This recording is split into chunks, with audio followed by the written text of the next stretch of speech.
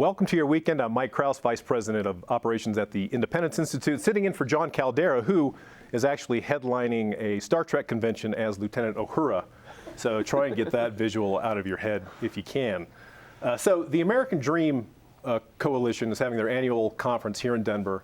And the American Dream Coalition is a great group that looks at land use, housing, transportation, urban planning from a free market perspective. And a couple guys here for the conference who are going to talk about and who know a thing or two about housing and transportation because they were both around during sod huts and horse and buggy days.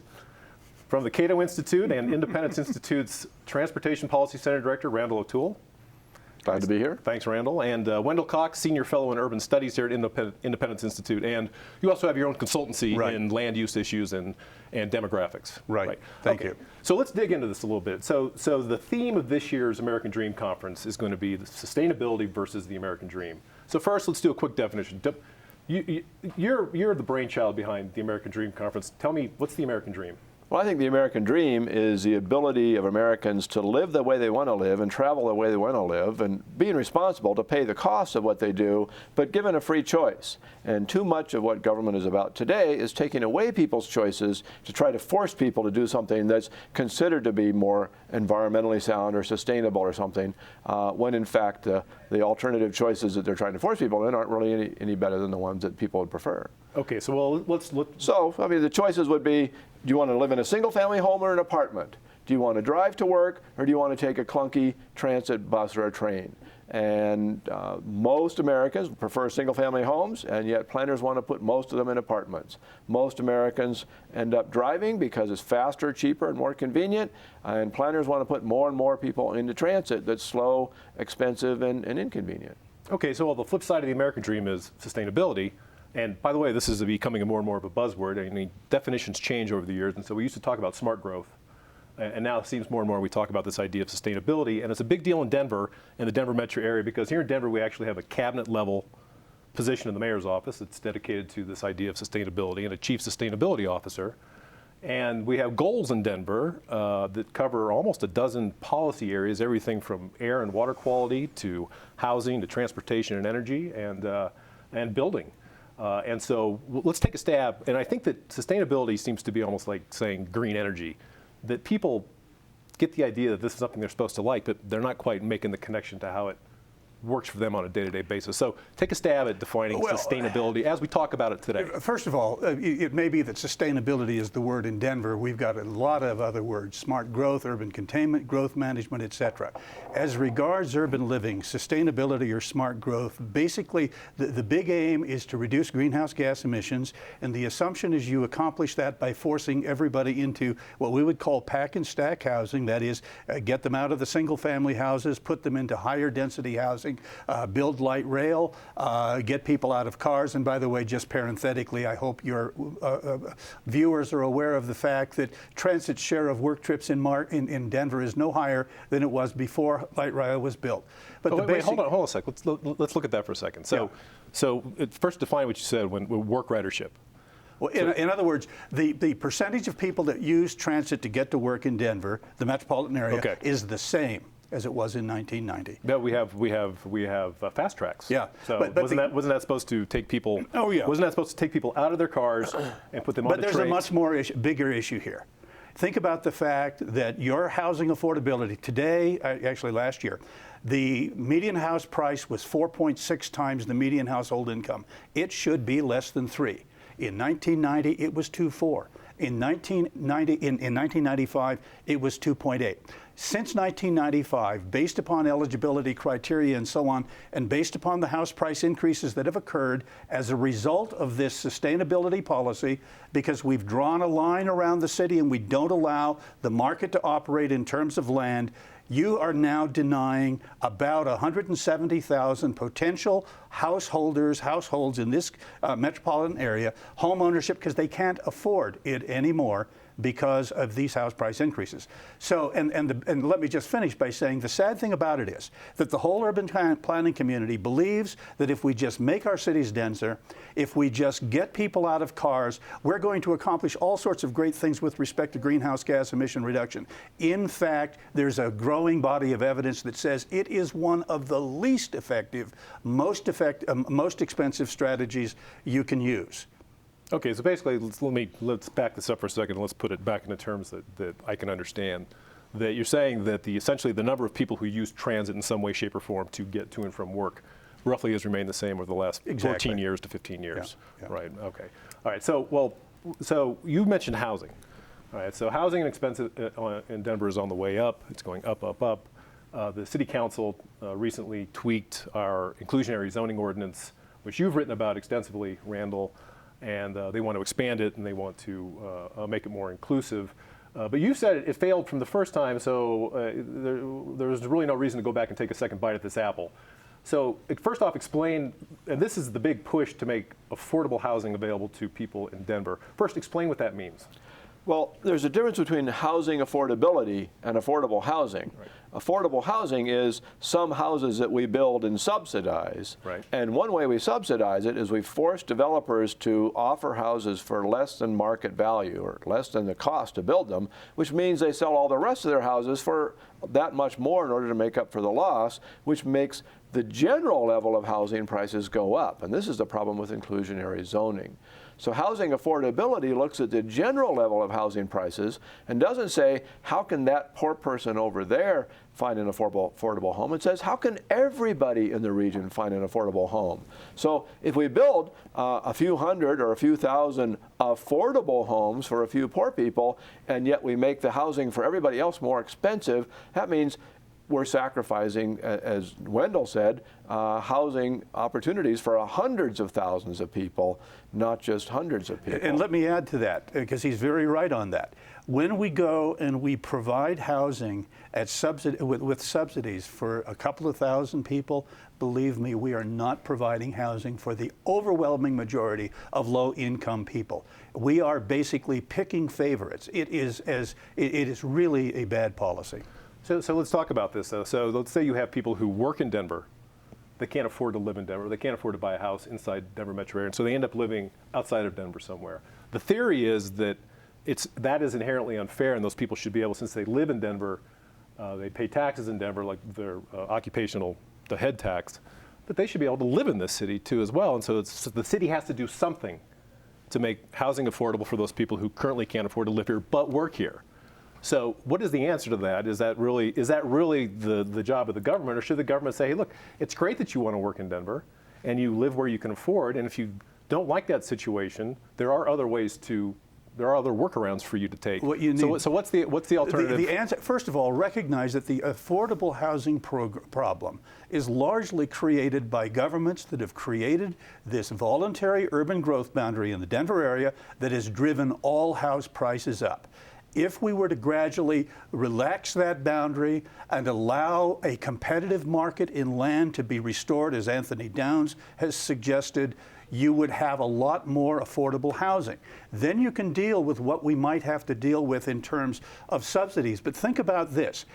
Since, from the end of the Second World War to the current time, except for places that have done urban containment policy, like Denver is doing, house prices have generally been 3 times or less relative to incomes. That's the median. That means at this point, the median house price in Denver ought to be $180,000, $190,000. It's not. It's more like $300,000. No, well, this has been very good for people like me who already own their homes in desirable neighborhoods in Denver. But the problem is that if I sell my home in my really desirable Northwest Denver neighborhood, I am now priced out of my Northwest Denver neighborhood. You're priced out, your children will be priced out of the region. And the problem comes down to how urban planners define sustainability. They start out saying we want to have a sustainable city.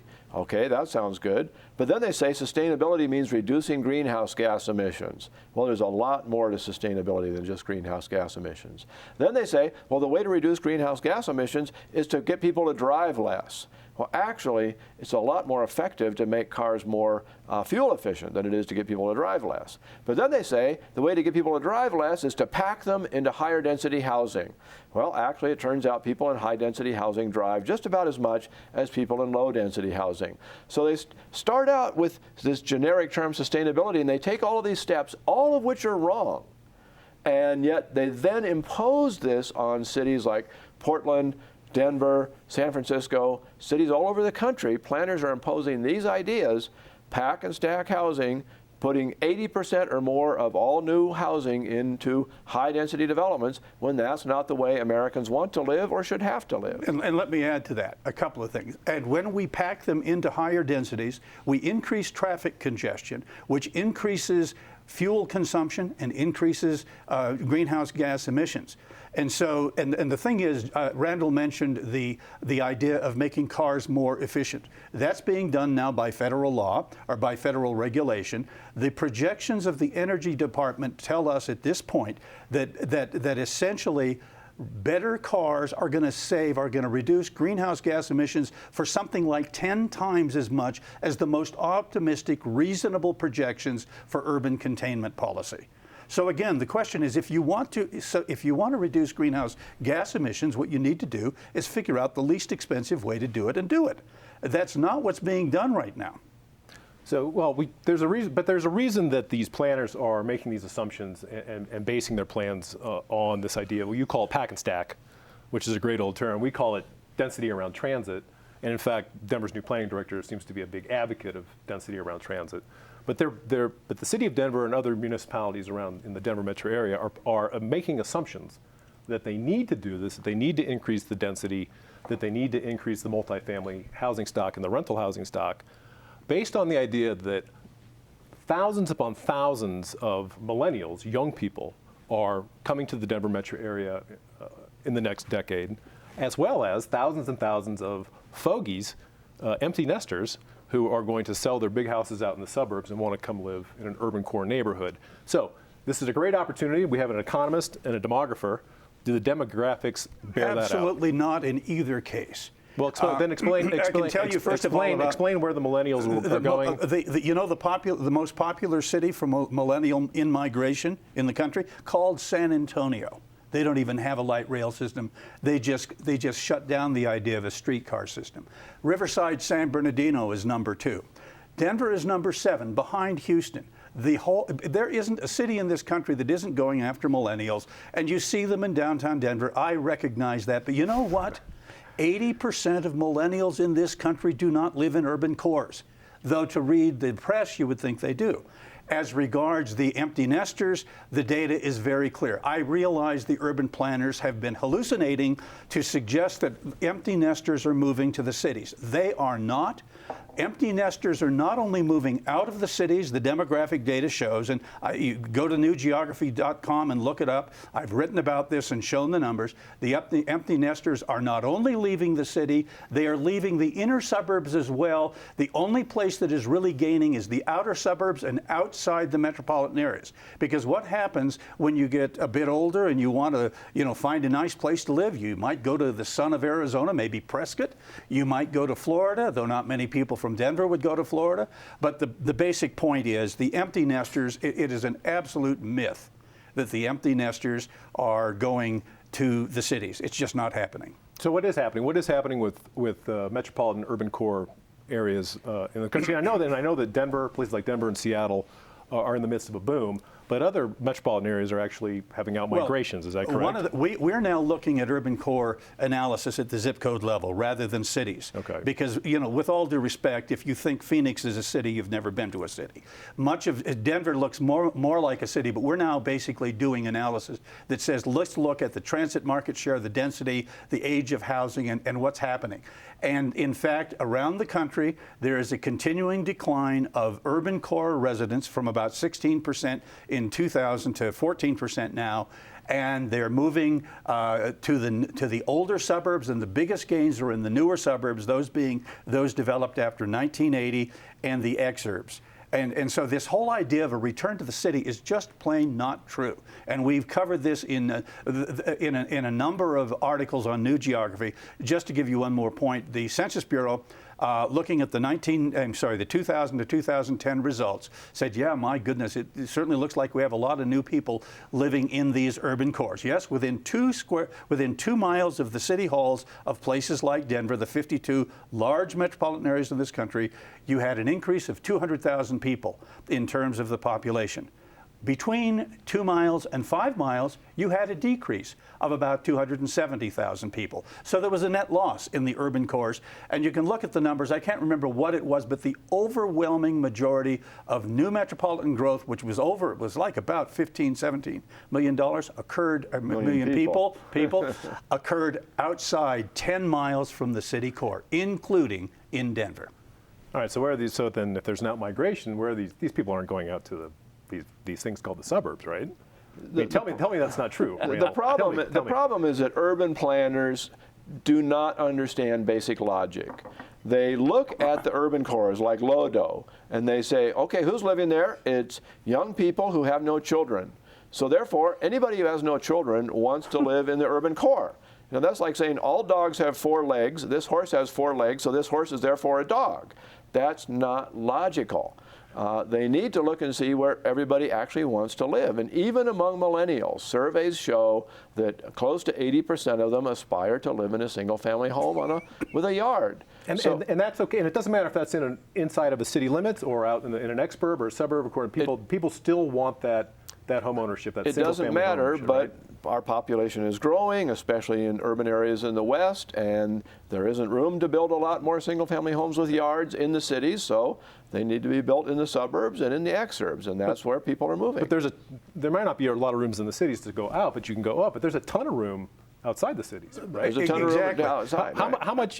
What percentage of the American land mass is 3%? 3% has been urbanized. And less than 2% of Colorado has been urbanized. And you look at the amount of land in the United States, half the land in the United States is agricultural, and we use less than a third of that. We use only 30% of that for growing crops. So it's not like we're running out of croplands. Another 600 million acres, about a fourth of the land is forest land, and our per capita consumption of timber products is declining. So it's not like we need a lot more forests. Meanwhile, the urban areas are not growing all that fast. The main way the urban areas have grown is because the family sizes have declined, and yet people have continued to buy big houses even though there was only 2 or 3 people in a family instead of 4 or 5. And so we probably reached the limit of that decline. But there's another issue that's real important here we've not talked about, and that's discretionary incomes. The fact is, when people in Denver are paying 40 to 50 to 60% more for their housing than they should or need to, that's money they don't have to buy cars, to buy groceries, to save. You reduce discretionary incomes. And that reduction of discretionary incomes follows right down to low-income people that so many of our politicians have such a concern about, but are quite happy to impose housing regulations that make them poor. And in the future, this country, given the difficulties we face, we really need to be looking at discretionary incomes and what our housing decisions are making. Think about housing. The only issue on which there are major differences between metropolitan areas in the United States. You go to Oklahoma City, you're going to pay the same for the car you buy here in Denver. Right. You go to Oklahoma City, you're going to pay 70, 80% less for the house. This is a big issue, and we need to be concerned about it, I think. Yeah. And I think I've read this in your writing at right. New Geography that for urban politicians who like to talk about how many jobs they're going to bring to town or how much corporate welfare they're going to give away to attract a new headquarters, Fortune 500 headquarters, they shouldn't be talking about creating new jobs. What they should really be focusing on is raising median incomes to people who already live here. Is that what you're getting at? Exactly. And you look again at the real successful cities. Houston is the fastest growing metropolitan area of more than 4 million people in the first world. Dallas-Fort Worth is second. Why are these places growing? One of the reasons they're growing is they're affordable. It's a marvelous new Harvard study out, not the first, that basically says much of what's going on with respect to intercity migration in the United States has to do with housing affordability. You're doing well because housing is so obscenely unaffordable in California, and nobody wants to move from California, to Cleveland, so they move to Denver.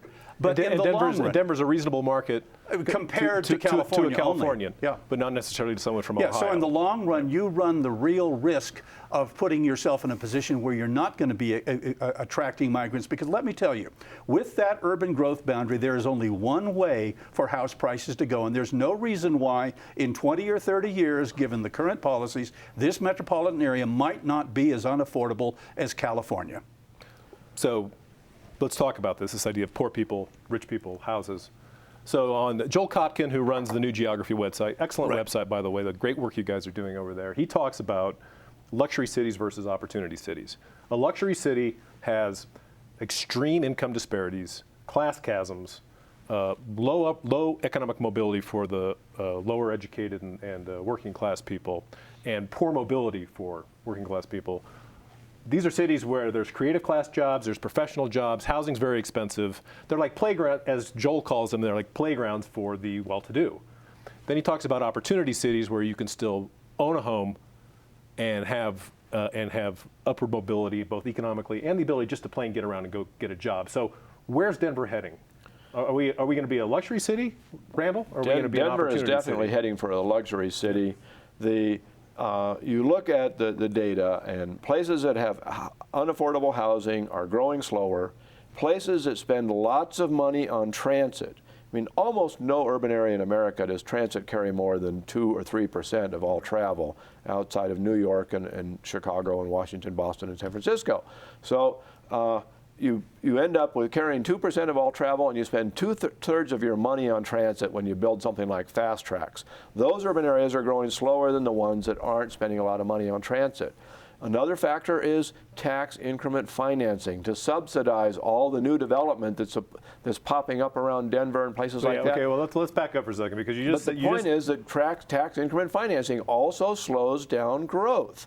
So all of these things are slowing down growth, which means they're slowing down income growth, which means they're slowing down opportunities for people. So tax increment financing, that's an economic development word.